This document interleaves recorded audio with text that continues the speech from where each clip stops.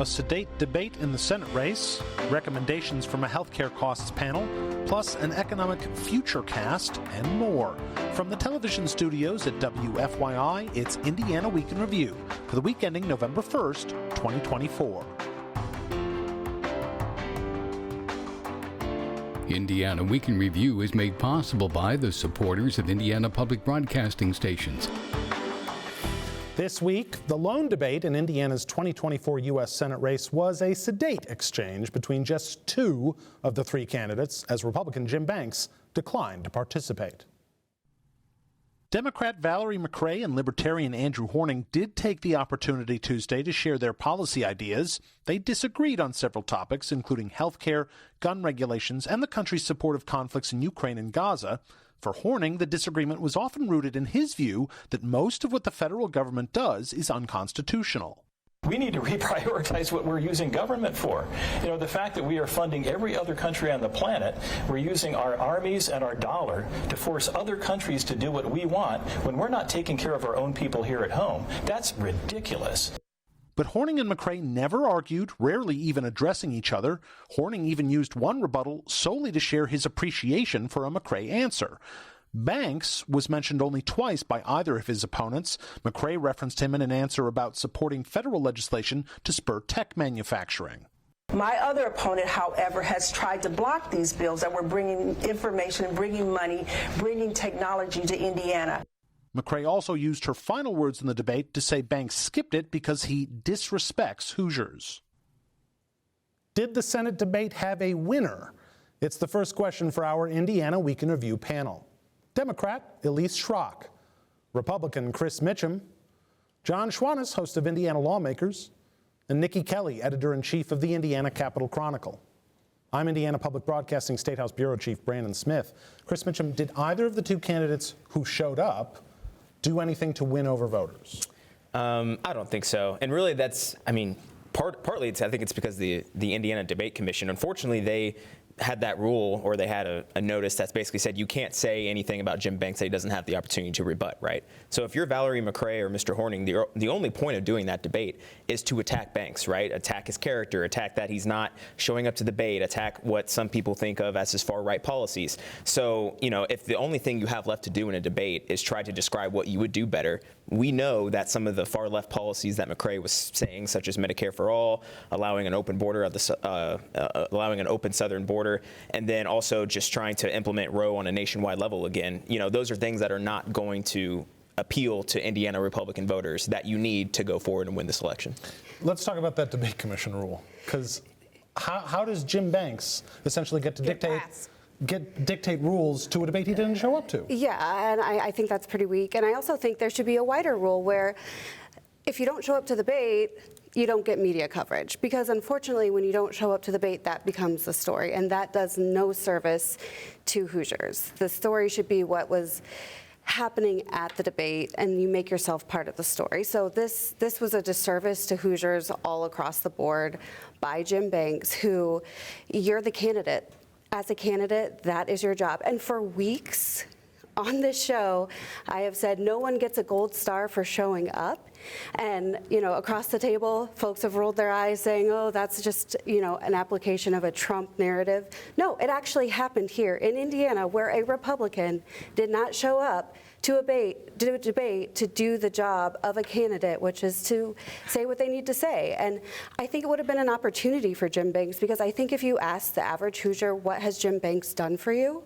They wouldn't be able to say that. They wouldn't know. They wouldn't be able to give any type of narrative to what that is. And I'll say two Democrats also declined debates on statewide levels as well, so it's not a single thing. But it was his chance to say, here's what I've done in Congress, and let people know what that is. And I don't think people know. I want to ask again about that debate commission rule, because it does. I want to talk about the future. Yes. What incentive does a candidate have in the future to show up to a debate commission debate when they know they can just go, yeah, screw it, and they can't even talk about it? That's a terrible rule. And you know, they said, well, because he wouldn't have a chance to rebut. Showing up was his chance to rebut, and he chose not to, which, you know, whatever, that's his choice. But to then make that hurt the other candidates who can't even draw distinctions with their primary opponent because he's not there, I just think was pretty unfair. Getting down to so it was a debate in that sense then, focused solely on policy, and they didn't really talk about each other very much. I get the moment it made me laugh out loud, because you don't see this in debates anywhere, was Andrew Horning literally raised his hand for the 30-second rebuttal, said, I just wanted to say I appreciate what Dr. McCray just said, thank you. I just found that charming.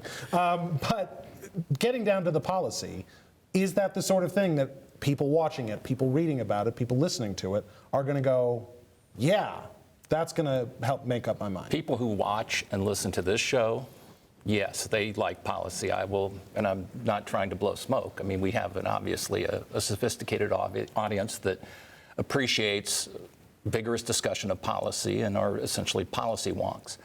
That doesn't define the typical voter in 2024, it seems to me. Everybody thinks it's enviable and admirable to say, I want more policy, but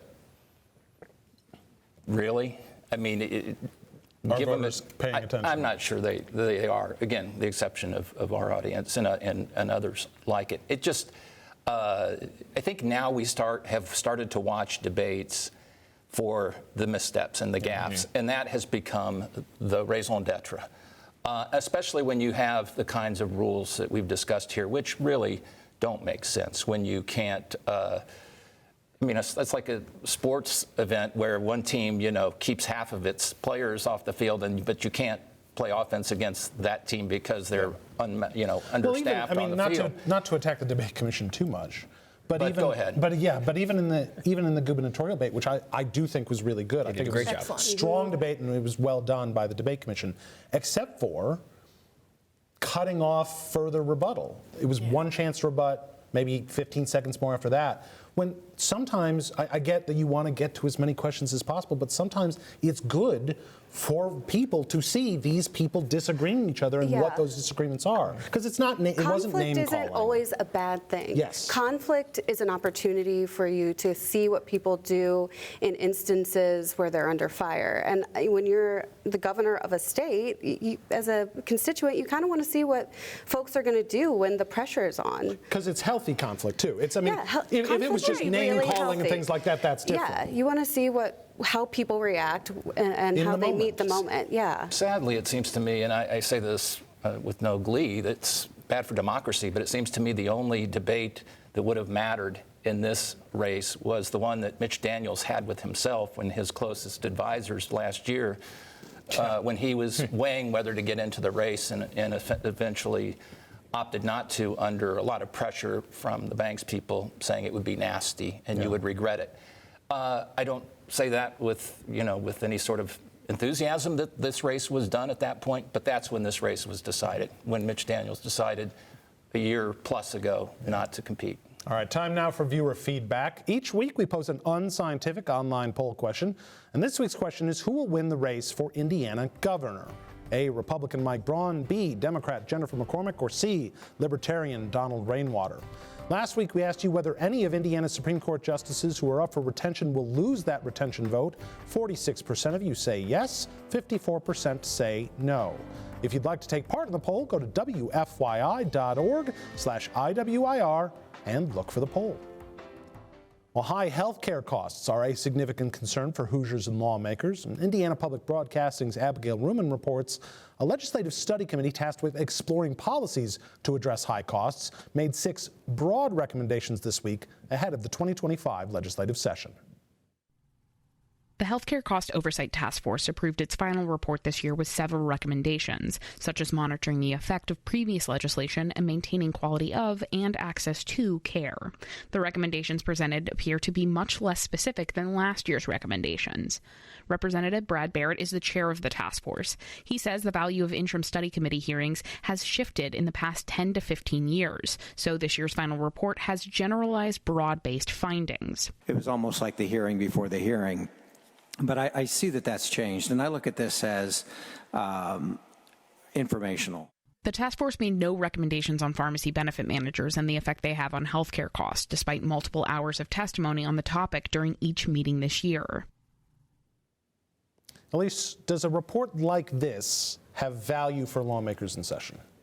I think in general they do. I think reports like this do. And I think for some of us who are kind of like in the inner sanctum of politics, they're also like tea leaves, right? We're trying to look to see what happens with these, to see what we can expect for the next session. And this one was interesting because you had all of this testimony for issues that didn't end up in the report, which makes me wonder if maybe there's a disagreement in leadership.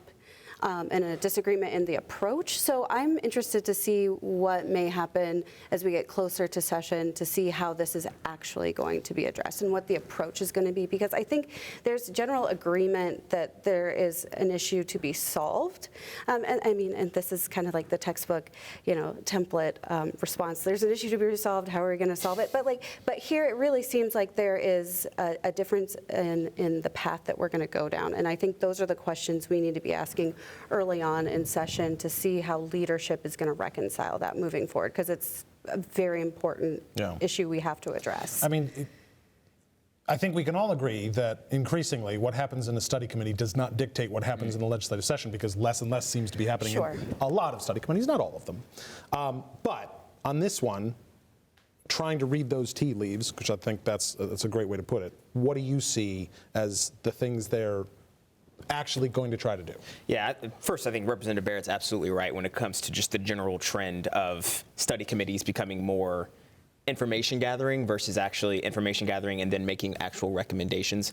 So I think he's absolutely right on that. But when it comes to the actual report that this committee published, it's pretty drastically different than the report that the same committee published last year, that you actually saw a lot of bills come from, the hospital mergers, just to name one off the top of my head that I can think of, came from the legislation or from the committee last year. So I think with this broader recommendations, one thing, I don't think it's so much leadership difference as so much as you could just be leaving a blank slate for a Governor Braun, a Governor McCormick to come in and have, just general recommendations.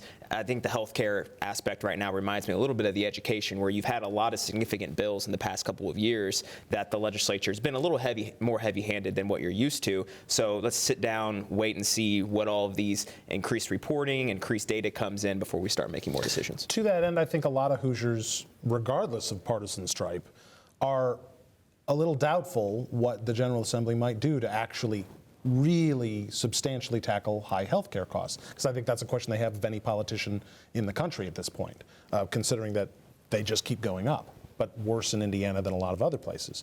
Does a report like this, with just such broad recommendations, especially to your point after last year of much more specific recommendations, does it feed the fire of, oh, you're not really going to do anything, are you? To the extent that Hoosiers are even aware that this committee met or that issued this report, to the point that Elise made earlier, there are people who follow this and read the tea leaves and want you to dissect and parse every sentence. But that's not the average Hoosier either. And so I think they're unaware. They know that they pay a lot out of pocket. They know that they have high deductibles. They know that they have more trouble getting health insurance than they used to, and they know that they pay more for it. So I'm not sure that that's the mental gymnastics with which they're wrestling right now. But I think the tendency will be, and one of the reasons we saw a difference in this year versus last year in terms of the reports, is that desire to wait and see what the measures we have put in place are going to do. Because a lot of transparency measures, dashboards that supposedly are aimed at consumers, were passed several years ago, but really took a while to implement. Yeah. So they've only been up for a matter of months in the case of that dashboard. So, and this won't happen. This is not the only information. Let's look, for instance, Fairbanks School of Public Health at IU also in the past week or so issued a report looking at a similar issue, and it showed things such as we have a much higher rate, for instance, of self-insurance among employers in the state compared to neighbors and others across the country where that is dropping. We have more high deductible plans.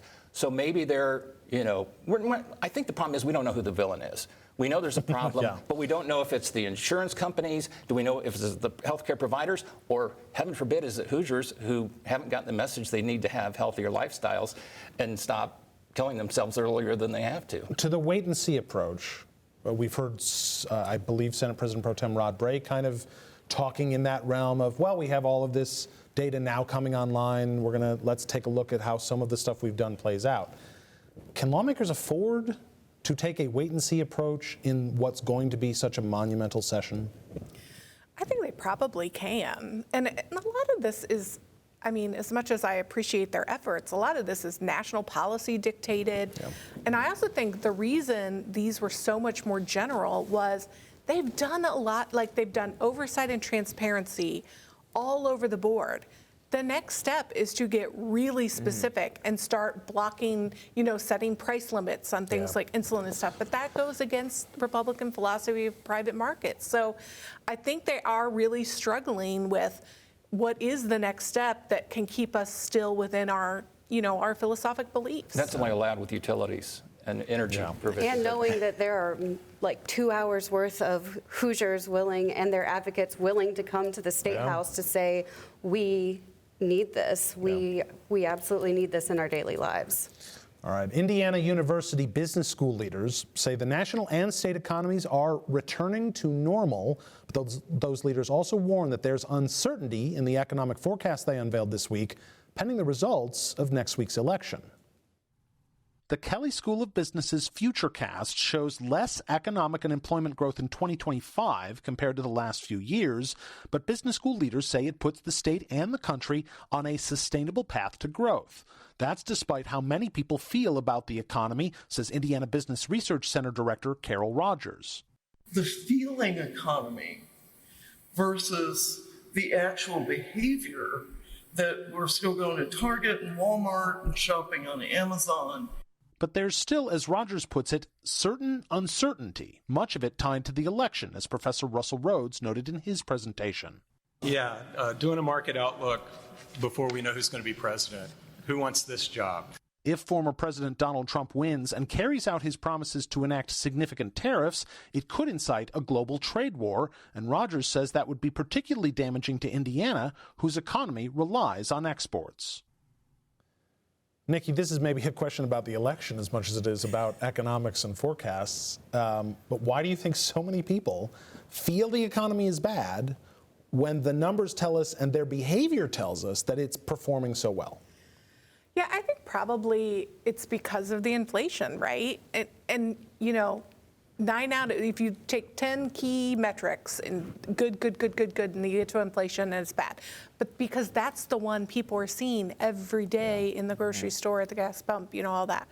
So I do think inflation is the big thing that's holding people back from embracing the fact that it's actually better than they think. And is part of the problem here too, John, that on inflation has come down. It has. It is now at almost 2%, which is the level that everybody wanted to get to, the Fed wanted to get to, and everything else. It's 2.1, I think, was the last number that came out. But that's not in an isolation, right? It's after a year and a half of really high inflation that inflated these prices, and that's all we remember. We don't remember, well, the price hasn't really gone up since in the last 6 months. I remember what I was paying for this 2-3 years ago, and this is insane, and that's why they still feel so bad about. And there are television commercials, incessant television commercials, telling you every commercial break that you should be honked off about the economy, then you're paying more. So I mean, that becomes a storyline that sort of is embedded in the discussion. Consumer confidence lags reality or the market forces, but we are seeing an uptick just this week. Consumer confidence index ticked up, I think by about 11%. It was the largest increase, or it's to the highest level now it was since March of 2021. So those are happening. You saw the Wall Street Journal this week say that whoever is elected president is going to have a tailwind and a half economically behind his or her back. Things are looking good. We landed the economy, as if I'm the Federal Reserve. Great job, John. Thank you. I'm glad to do this for you.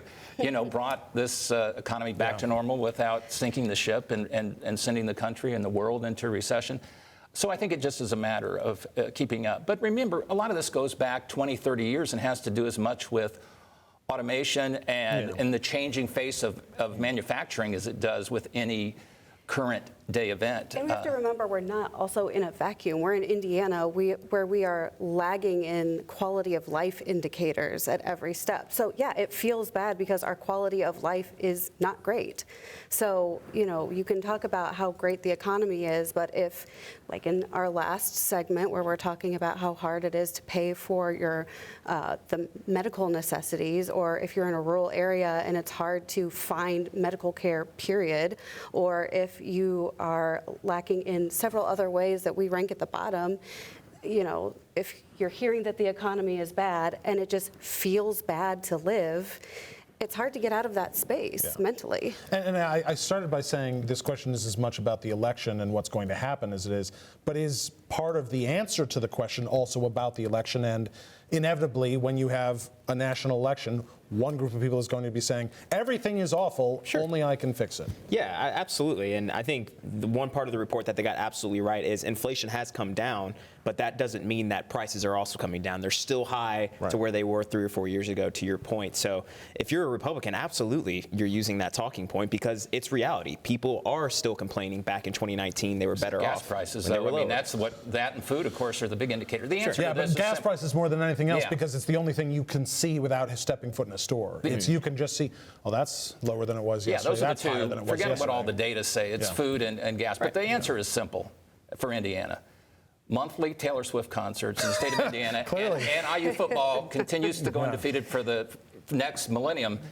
Will solve all problems. That's true. Taylor Swift coming to Muncie. All right, next Tuesday is Election Day, which means it is time for predictions. All right, our first one, I'm going to ask you about the presidential race, but I will not put any of you under the gun and ask you who's going to win the whole shebang. So I will say this. Donald Trump won Indiana by 16 percentage points in 2020. Will that margin get bigger? Will it get smaller, or will it stay about the same this year? Elise, I'll start with you. I think the margin will decrease, and I'm not basing that on excitement really for Harris, but I'm basing that on when I am out of Indianapolis, just exhaustion and less enthusiasm for Trump. What does the margin do? I think it stays the same because I do think whenever you get out of the Marion County and surrounding county circles, this idea that a vote for Trump is the end of democracy as we know it, I don't think it's resonating as much out there. And whenever you get past that and you look at where we are in 2019 versus where we are now, I think people are going to stick with 2019 and go with Trump. So I think it stays about the same. He won by nearly 20 points in 2016, and then by 16 points in 2020. Don't get that confused, because that's real easy. But so it did go down. Does it go down again, or does it? I think the margin continues to shrink. I'd say by between 25% and a third. Yeah, I think it might drop 1%. I think around 15. I'm not going to ask you who's going to win the Senate race because, as we talked about that a little bit, it does seem like the most foregone conclusion of any election. That's the one I was going to get right. Yeah. So I'll ask this. Will Jim Banks win the most votes of any statewide candidate this year? Good shot, although I do look at Attorney General a little bit just because it doesn't have a Libertarian candidate. I think that could finesse it a little bit, but he's got a good shot. Yeah, historically, the AG candidate usually is the highest vote getter. Is it Jim Banks this cycle? I'd say that's likely. Yeah. Yeah, I'm going to go with him being the top vote getter. Makes sense. All right. This is obviously, now it's time for the real nitty-gritty, like actual, put your reputations on the line questions. Who's going to win the race for governor? Niki, we'll start with you on this one. Gosh, I mean, 2 weeks ago, I would have been like Mike Brown all the way, but, they had Donald Trump last-minute stumping for him yesterday in Indiana. Over the phone. He didn't come to Indiana. But still, I mean, and so, I think he'll still hold on, but close. Yeah, I think it'll be a lot closer than people think. Not out of the question that McCormick can pull off an upset, but certainly Braun has the advantage. I think it's Braun, and I still think he hits it by double digits. I think the latest poll still shows that. And then, I look at back when Holcomb ran against Gregg, right? 100 days at risk, and he still won by 6. I don't think Braun is quite that vulnerable. Isn't the latest poll like a month old? I think it was October 28th, I think. All right. I think things are looking good for McCormick, and I think that it has been so incredible to see the momentum that she has picked up in the last couple of months. I think she's got an all-star team working behind her. She is resonating with Hoosiers. Every single one of her debate performances hit. She showed up strong, and she, a year ago we were like, we had a much different conversation about how this gubernatorial race would go, and I think she can pull it off. Until a Democrat wins statewide in Indiana again, I'm not picking a Democrat to win statewide in Indiana again, so I think Mike Braun will win. Very quickly, AG race. John first. The incumbent, Todd Rokita. Rokita. I'm going with Destiny. Strong candidate. Rokita. And then lastly, can House Democrats break the supermajority in the House? Nikki? No. No. John? They'll cut down but won't accomplish it, but IU will beat Michigan State. I think this is their best opportunity just because there's not as many incumbents. So I think if they do it this year, but I don't think they do it. I want to see it. 4 seats. That's hard to do in one cycle. I think they pick up but don't Maybe flip. pick up 2. Yeah. That's Indiana Week in Review for this week. Our panel is Democrat Elise Shrock, Republican Chris Mitchem, John Schwantes of Indiana Lawmakers, and Niki Kelly of the Indiana Capital Chronicle. You can find Indiana Week in Review's podcast and episodes at WFYI.org/IWIR or on the PBS app. I'm Brandon Smith of Indiana Public Broadcasting. Make sure you vote and join us next time, because a lot can happen in an Indiana week.